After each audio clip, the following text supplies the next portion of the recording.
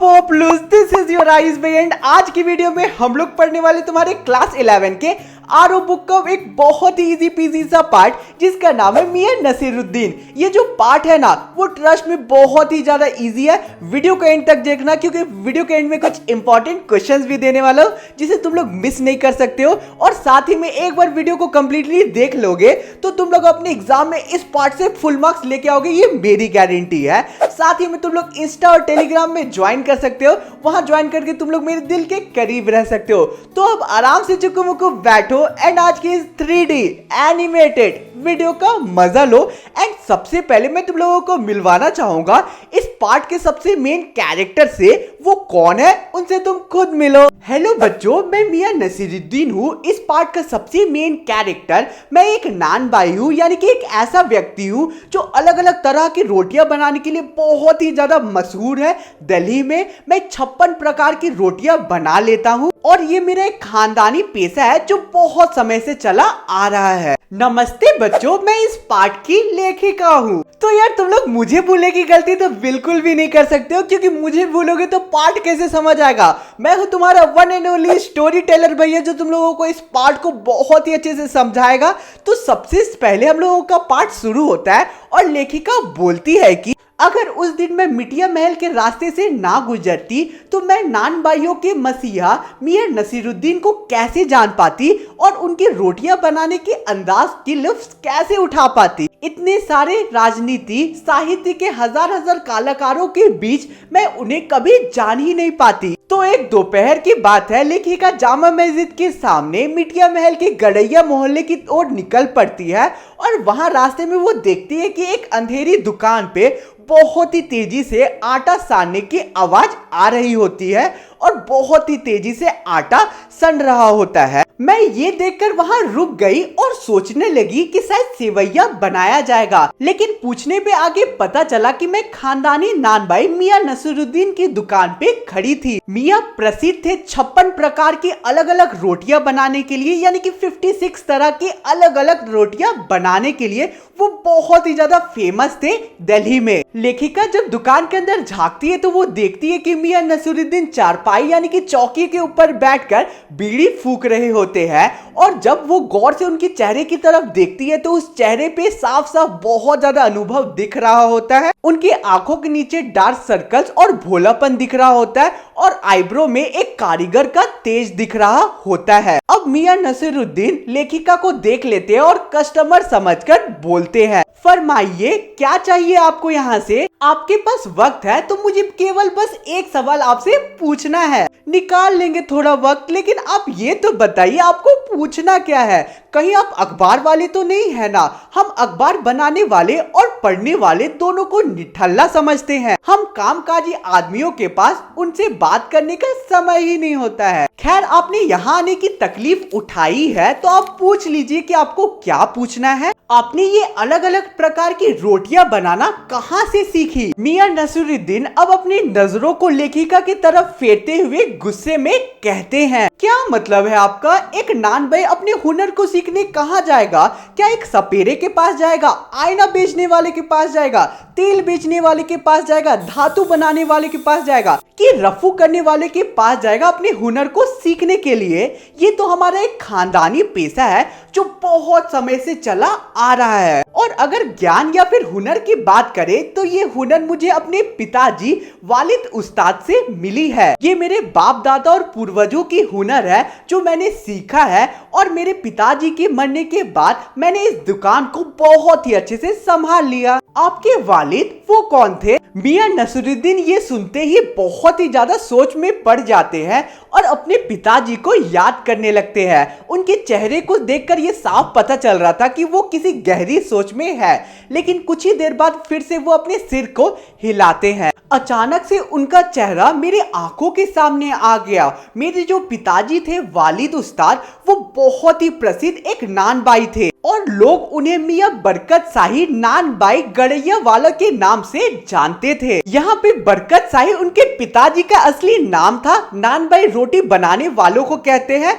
और गड़ैया उनके मोहल्ले का नाम था। मेरे दादाजी का नाम आला नान भाई मियां कल्लन था। आपको उन दोनों में से दी गई किसी की भी कोई शिक्षा याद है क्या? कोई भी काम को नसीहत से यानी कि केवल सुनने से नहीं सीखा जा सकता, काम को करने से ही आता है। पर आप ये तो बताइए कि जब आप इस काम पर लगे तो वालिद साहब ने सीख के तौर पर आपको क्या कहा? आपको कुछ बुलवाना ही है तो मैं बोल ही देता हूँ कि सपोज कर लो कि एक जो बच्चा है वो अपने उस्ताद के पास बैठकर पढ़ रहा है, तो जो भी उस्ताद उसे बोलता है तो वो बच्चा उसके पीछे पीछे रिपीट करता है यानी कि दोहराता है।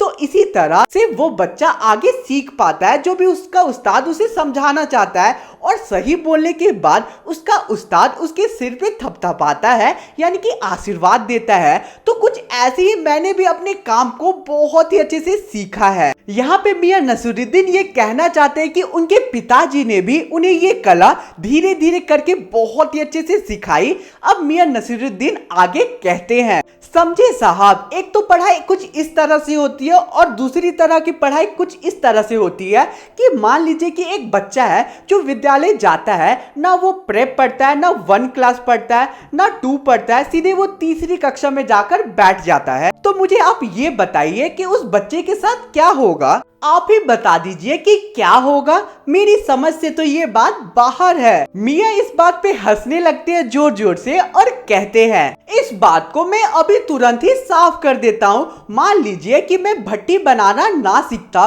भट्टी में आग देना ना सीखता, बर्तन धोना ना सीखता, तो मैं ये जो गला है नान बाई का, इसे कैसे सीख पाता? मियाँ नसीरुद्दीन मेरे तरफ ऐसे देखते हैं जैसे कि उन्हें मुझसे कोई जवाब चाहिए हो, लेकिन फिर वो खुद ही आगे बोलते हैं, शिक्षा के बाद शिक्षा को ग्रहण करना ही बड़ी बात होती है। हाँ साहब, मान लिया, लेकिन ये तो बताइए कि यहाँ पे और भी नान बाई हैं? बहुत सारे हैं, लेकिन खानदानी सिर्फ एक है जो कि मैं हूँ। इस बात को लेकर मेरे दिमाग में एक बहुत ही पुरानी बात आई है। देखिए, मेरे जो पूर्वज थे वो राजा महाराजों के यहाँ काम किया करते थे या खाना बनाया करते थे। एक बार बादशाह ने एक ऐसा हुक्म दे दिया जिसे सुनकर सभी लोग बहुत ही ज्यादा चौंक जाते हैं। बादशाह ने हुक्म दे दिया कि एक ऐसी चीज बनाओ जो ना आग से पके ना पानी से बने। क्या वो ऐसी चीज बना पाते हैं? जरूर बनी, और बादशाह सलामत ने खूब चाव से खाया और बहुत ही ज्यादा तारीफ भी की। लेखिका बहुत ही उत्सुकता से उस खाने वाली चीज की नाम पूछती है, लेकिन मियां नसीरुद्दीन उस चीज का नाम बताने से मना कर देते हैं और बोलते हैं, बस आप इतना समझ लीजिए कि एक कहावत है ना कि खानदानी नान भाई कुएं में भी रोटी को पका सकते हैं। ये कहावत सच्ची है क्या? और क्या, झूठ थोड़ी है। रोटी जो है वो हमेशा आग में पकती है, झूठ में नहीं पकती है। ठीक ही कहा आपने, लेकिन आपको एक बात बताने का कष्ट करना होगा। पूछिए जो पूछना है, बात ही तो पूछ रहे हैं ना, कौन सा मेरी जान ले रहे हैं आप? जान की भी क्या बात बोली, मेरे पिताजी जो थे वो 80 साल तक जिंदा थे और मेरी उम्र भी 70 साल हो चुकी है। पता नहीं मैं कब तक टिकूंगा इस दुनिया में। मुझे बस ये जानना है कि आपके बुजुर्गों ने तो शाही बावर्ची के तरह महाराजों के यहाँ काम किया होगा। ये बात तो पहले हो चुकी है ना? हाँ हुआ तो, लेकिन मुझे ये जानना था साहब कि उन्होंने दिल्ली के किस बादशाह के लिए काम किया। बाल की खाल क्यों निकाल रहे हो? एक बार बोल दिया ना कि वो काम करते थे, इससे ज्यादा आपको जानने की क्या जरूरत है? है तो काफी, पर अगर जान लेते तो थोड़ा वक्त से मिला लेते। किससे मिलाते आप वक्त को जनाब? वक्त को वक्त से किसने मिलाया है आज तक? खैर, मैं उनका नाम बता देता हूँ अगर आपको इतना जानने का मन है तो। उनका नाम जहांपना बादशाह सलामत ईन है। अब तो आपको संतुष्टि मिल गई ना? कौन से बादशाह थे? क्या वो बादशाह जफर थे? फिर अलट पलट के आप वही टॉपिक पे बार बार आ जाती है। एक बार नाम बता दिया ना, इस नाम को लिख लीजिए। कौन सी आपको चिट्ठी भेजनी है उन्हें, जो आपको एकदम सही नाम पता ठिकाना चाहिए उनका। अब मियाँ इन सारी बातों से बहुत ज्यादा बोर होने लगते हैं एंड टॉपिक को इधर उधर चेंज करके अपने अलग अलग कामों में लग जाते हैं एंड फिर आगे बोलते हैं, अरे ओ बब्बन मियाँ, भट्टी सुलगा दो, बहुत ज्यादा काम है इस दुकान में। ये बब्बन मियाँ कौन है साहब? अपना कारीगर है, और कौन होगा? लेखिका उनसे ये भी पूछना चाहती थी कि क्या उनके बच्चे भी है, और है भी तो कितने हैं, लेकिन उनके हाव भाव को देखकर वो सोचती है कि ये प्रश्न उनसे नहीं पूछना चाहिए। एंड फिर वो आगे एक और दूसरा प्रश्न पूछती है, क्या ये आपके शिष्य है और आपसे सीखते हैं कि केवल पैसों के लिए काम करते हैं? यहाँ पे ये मेरे जागीर मतलब कि केवल शिष्य नहीं है, इन्हें मैं पैसे भी देता हूँ। एक लिमिटेड आटे को सानने के लिए मैं 2 रुपया देता हूँ और एक सीमित मैदे को सानने के लिए मैं इन्हें 4 रुपया देता हूँ प्रतिदिन। आप मुझे ये बताइए कि ज्यादातर कौन सी रोटियां भट्टी पे पकती है? अब उन्हें लेखिका से बात करने का बिल्कुल भी मन नहीं था, लेकिन फिर भी वो आगे बोलते हैं। बकरखानी, शेरमाल, तफ्तान, बेशनी, खामरी, रुजमाली, गाव, डिड्डा, गजीबान, तुनकी, ये सारी रोटियां मैं बहुत ही अच्छे से बनाता हूँ। तुनकी रोटी की बात करें तो वो तो पापड़ से भी महीन यानी कि पतला होता है। कभी आइएगा फुर्सत से, मैं आपको जरूर खिलाऊंगा। मियां नसीरुद्दीन आगे एक बहुत ही गहन सोच में पड़ जाते हैं और उदास होते हुए कहते हैं, वो जमाना अब चला गया है जब लोग हम नानबाई और हलवाई की कदर करना जानते थे। अब आखिर क्या रखा है इस दुनिया में? लोग तो अब खाना खा भी लेते हैं और एक बार अच्छे से तारीफ भी नहीं करते हैं। वो ऐसा करते हैं जैसे तारीफ करने में उन्हें एक्स्ट्रा पैसे देने पड़ते हैं। तो यार इसी के साथ आज का हमारा पूरा वीडियो बहुत ही अच्छे से कंप्लीट होता है। मेरे इस छोटे से मेहनत के लिए प्लीज सब्सक्राइब कर देना चैनल को। जस्ट इमेजिन जितने व्यूज होंगे इस वीडियो में उतने लोग सब्सक्राइब कर देंगे तो हमारे चैनल कितना जल्दी ग्रो हो जाएगा। तो यार प्लीज जल्दी से सब्सक्राइब कर दो। अब तुम्हारे स्क्रीन पे इंपॉर्टेंट क्वेश्चंस आ रहे हैं। ये क्वेश्चन एग्जाम प्रोस्पेक्टिव से इंपॉर्टेंट हो सकते हैं। आंसर चाहिए तो टेलीग्राम ग्रुप ज्वाइन कर लेना। और हाँ, इस वीडियो का लाइक एम रखते हैं 5K लाइक्स। आई होप तुम लोग कंप्लीट करवा दोगे। इंस्टा पे फॉलो कर लेना। चलो मिलते हैं किसी और वीडियो में। Thanks for watching the video.